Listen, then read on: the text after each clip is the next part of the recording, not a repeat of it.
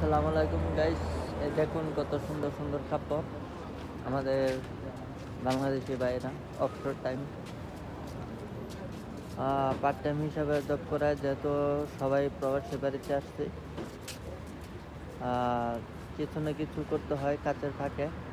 তাই অফশোর টাইমটা কাটানোর জন্য এই ব্যবসাটুকু করে থাকে টুকটাক। ওই যে মাংস, ইনশাল্লাহ সবাই আশা করি ভালো আছেন। ওই যে মাছের বাজার,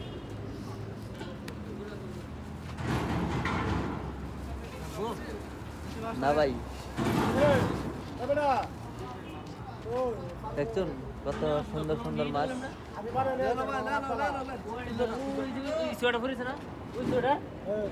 তেলাপিয়া মাছ, সামুদ্রিক মাছ, রুই মাছ, শুটকি মাছ, এগুলো ফ্রিজের মাছ বাংলাদেশ ভাইয়েরা স্টকে রেখে তারপর বিক্রি করে কাজের ফাঁকে।